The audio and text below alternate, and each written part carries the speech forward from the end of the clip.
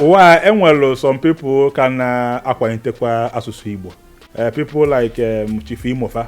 They the one day anọrọzin mgbe ọ ka na-eme no 1 or 2 every. Kedu ife inwe ikwu maka ndị na-akwanyite asụsụ Igbo? Kedu ife inwe ikwu maka ndị bazi n'oyibo full time? Ndị bara n'oyibo full time bụ ego ka ha bara ịchụ. Ka tribe niile na-anụ ihe ọ na-ekwu. Mana onye ọbụla nọ n'asụsụ Igbo kwesịrị ka aja anyị ike maka okweghị ka Igbo laa. Ihe ndị mba ọzọ jiri ka anyị mma erika ha ma nkwe ka asụsụ ha nyụọ ka ọkụ, mana ndị be anyị kwuru maka ego na-eme ka be anyị nyụọ ka ọkụ.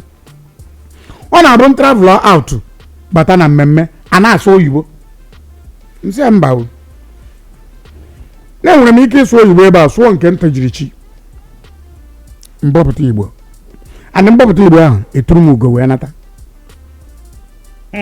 Yes, I could remember mgbe m jere Abuja wedding MC na ebe a dị 5 oyibo ka ha ncha na-asụ bịa na n'ụda oyibo enụnụ grama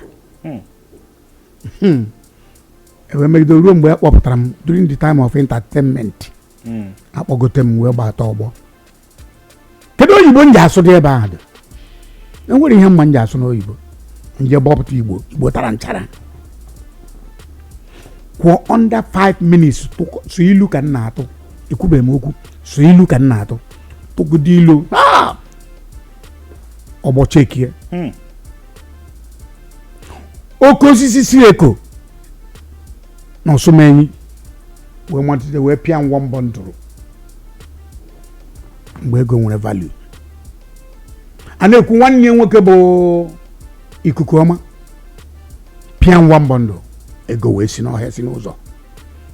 Ndị ire na-asụ oyibo wee bịakwute mgba ama izu ụwa na ha agbabakwara na nchedo m tụa ka o siri gwa anya nsị aka n'otu ahụ ka m chọkwara ego na ya ejije abaya aba paizi drop wee naba si ewu nwanna Igbo onye Igbo ọsọ na ya bụ onye Igbo si ụdị grama si n'ọnụ apụ ebe a ọ bụrụ ụdị grama onye Igbo na-asụ nsị na ọ dịka ofu oyi nwoke nọ Germany obigo Germany over 30 years wee kpọọ m nwa bụ uwe ezoke ka m bịa m gosi ụmụ ya asụsụ Igbo wee gwe na enye m 11 million kwọrọ m ụgwọ họteelụ ebe nye anọ kwọrọ m ụgwọ flight going and come back and ihe nje anọ bụtara m nsu na họteelụ.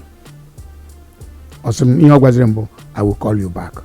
Ruo taa urukwa na ebe 4 years network adịrọ so onye mebicha ọbịa kpọm uwe ezoke bịa dozie rie mgbe na